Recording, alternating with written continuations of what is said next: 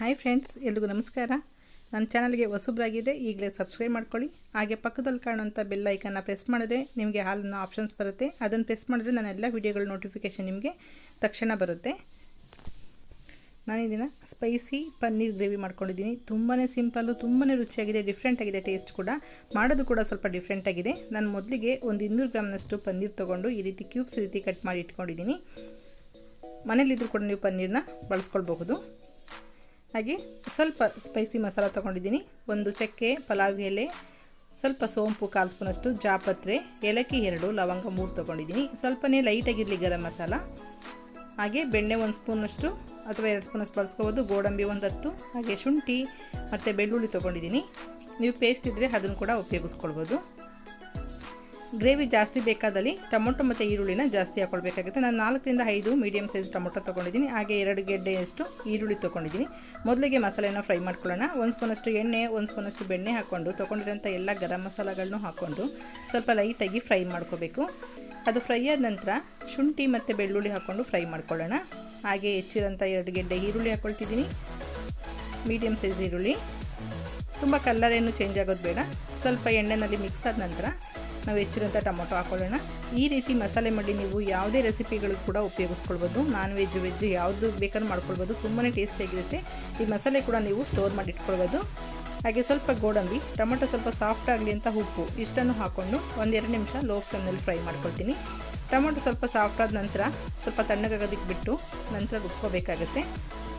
ನೋಡಿ, ಟೊಮೊಟೊ ಸ್ವಲ್ಪ ನೀರು ಬಿಟ್ಕೊಂಡಿದೆ, ಉಪ್ಪು ಹಾಕಿರೋದ್ರಿಂದ ಸಾಫ್ಟ್ ಆಗಿದೆ. ನಿಮಗೇನಾದ್ರು ಖಾರಕ್ಕೆ ಗ್ರೀನ್ ಚಿಲ್ಲಿ ಹಾಕ್ತೀವಿ ಅಂತಂದರೆ ಈ ರೀತಿ ಒಗ್ಗರಣೆ ಮಾಡುವಾಗಲೇ ಅದನ್ನು ಕೂಡ ಹಾಕ್ಕೊಂಡು ಬೇಯಿಸ್ಕೊಳ್ಬೇಕಾಗುತ್ತೆ.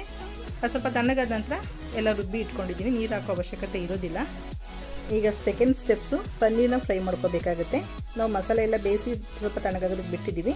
ಈಗ 1 ಸ್ಪೂನಷ್ಟು ಎಣ್ಣೆ, 1 ಸ್ಪೂನಷ್ಟು ಬೆಣ್ಣೆ, ಸ್ವಲ್ಪ ಖಾರದ ಪುಡಿ, ಸ್ವಲ್ಪ ಹಳದಿ ಪುಡಿ, ಸ್ವಲ್ಪ ಧನಿಯಾ ಪುಡಿ, ಹಾಗೆ ಸ್ವಲ್ಪ ರೋಸ್ಟೆಡ್ ಜೀರಿಗೆ ಪೌಡರು, ರುಚಿಗೆ ತಕ್ಕಷ್ಟು ಉಪ್ಪು ಇಷ್ಟನ್ನು ಹಾಕ್ಕೊಂಡು ಸ್ವಲ್ಪ ಎಣ್ಣೆ ಮತ್ತು ಬೆಣ್ಣೆನಲ್ಲಿ ಸ್ವಲ್ಪ ಫ್ರೈ ಮಾಡ್ಕೋಬೇಕು. ಈ ಪುಡಿನ ಒಂದು ಅರ್ಧ ನಿಮಿಷದಷ್ಟು ಫ್ರೈ ಮಾಡ್ಕೊಳ್ಳಿ ಸಾಕು. ತಳ ಹತ್ತಬಾರ್ದು, ಜಸ್ಟ್ ಎಣ್ಣೆನಲ್ಲಿ ಫ್ರೈ ಮಾಡಿದ್ರೆ ಸಾಕು. ಈ ಥರ ಮಿಕ್ಸ್ ಮಾಡ್ಕೊಳ್ಳಿ. ನಂತರ ಇದಕ್ಕೆ ಕ್ಯೂಬ್ಸಾಗಿ ಕಟ್ ಮಾಡಿರೋಂಥ ಪನ್ನೀರ್ ಹಾಕ್ಕೊಳ್ಳೋಣ. ಪನ್ನೀರನ್ನ ಸ್ವಲ್ಪ ಲೋ ಫ್ಲೇಮ್ನಲ್ಲಿ 1-2 ರಿಂದ 3 ನಿಮಿಷದಷ್ಟು ಫ್ರೈ ಮಾಡ್ಕೋಬೇಕು. ಪೂರ್ತಿ ಎಲ್ಲ ಕಡೆ ಕೋಟಿಂಗ್ ಆಗಬೇಕು ಮಸಾಲೆ. ಆ ರೀತಿಯಲ್ಲಿ ನೀವು ಇದನ್ನು ಪನ್ನೀರನ್ನ ಫ್ರೈ ಮಾಡ್ಕೊಳ್ಳಿ. ತುಂಬಾ ಟೇಸ್ಟ್ ಅಂತೂ ತುಂಬ ಅದ್ಭುತವಾಗಿರುತ್ತೆ.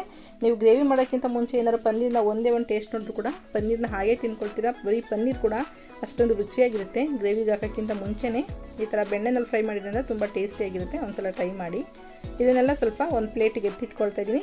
ನಂತರ ಇದೇ ಬಾಣಲಿಲಿ ಒಗ್ಗರಣೆ ಮಾಡ್ಕೊಳ್ಳೋಣ. ಇದು ಥರ್ಡ್ ಸ್ಟೆಪ್ಸು.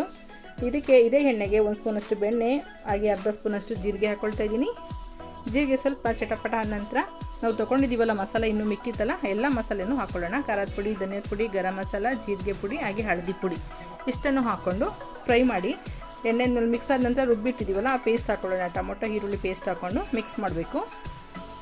ಮಸಾಲೆ ಮತ್ತು ಪೇಸ್ಟು ಚೆನ್ನಾಗಿ ಹೊಂದ್ಕೊಳ್ಳೋ ರೀತಿ ಮಿಕ್ಸ್ ಮಾಡಿ. ಸ್ವಲ್ಪ ಉಪ್ಪು ನಾವು ಟೊಮೊಟೊ ಬೇಯೋದಕ್ಕಷ್ಟೇ ಹಾಕಿದ್ವಿ. ಹಾಗಾಗಿ ಇನ್ನು ಸ್ವಲ್ಪ ಗ್ರೇವಿಗೆ ಉಪ್ಪು ಎಷ್ಟು ಬೇಕಾಗುತ್ತೆ ನೋಡಿಕೊಂಡು ನೀವು ಎಷ್ಟು ಹದ ಬೇಕಾಗುತ್ತೆ ಅಷ್ಟಕ್ಕೆ ನೀರು ಹಾಕ್ಕೊಂಡು ಹೆಚ್ಚಿಸ್ಕೊಳ್ಬೋದು.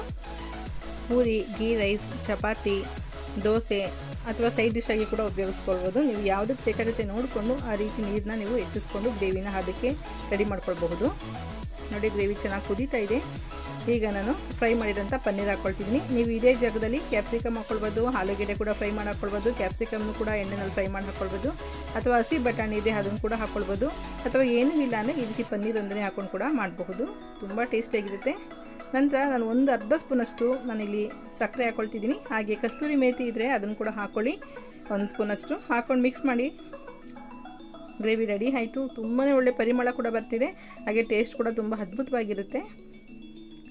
ನಾನು ಇದನ್ನು ಪೂರಿ ಜೊತೆಗೆ ಮಾಡ್ಕೊಳ್ತಾ ಇದ್ದೀನಿ. ಪೂರಿ, ಚಪಾತಿ, ಪರಾಟ ಎಲ್ಲರ ಜೊತೆನೂ ಒಳ್ಳೆ ಕಾಂಬಿನೇಷನ್ ಅಂತ ಹೇಳ್ಬಹುದು. ವೈಟ್ ರೈಸ್ಗೂ ಕೂಡ ತುಂಬಾ ಚೆನ್ನಾಗಿರುತ್ತೆ. ನೋಡಿರಲ್ಲ ಎಷ್ಟು ಸಿಂಪಲಾಗಿ ಮನೇಲಿರೋಂಥ ಐಟಮ್ಸ್ನೇ ಬಳಸ್ಕೊಂಡು ರುಚಿಯಾಗಿ ಮಾಡ್ಬೋದು ಅಂತೇಳಿ. ಓಕೆ ಫ್ರೆಂಡ್ಸ್, ಈ ವಿಡಿಯೋ ಇಷ್ಟ ಆಗಿದೆ ಲೈಕ್ ಮಾಡಿ, ಶೇರ್ ಮಾಡಿ, ಸಬ್ಸ್ಕ್ರೈಬ್ ಮಾಡಿ. ಹಾಗೆ ನಿಮ್ಮ ಅಭಿಪ್ರಾಯ ಅನಿಸಿಕೆಗಳನ್ನ ಕಮೆಂಟ್ ಮೂಲಕ ನನಗೆ ತಿಳಿಸಿ. ನಿಮ್ಮ ಪ್ರೋತ್ಸಾಹ ಸಲಹೆ ಸದಾ ಇರಲಿ. Okay, bye, thank you.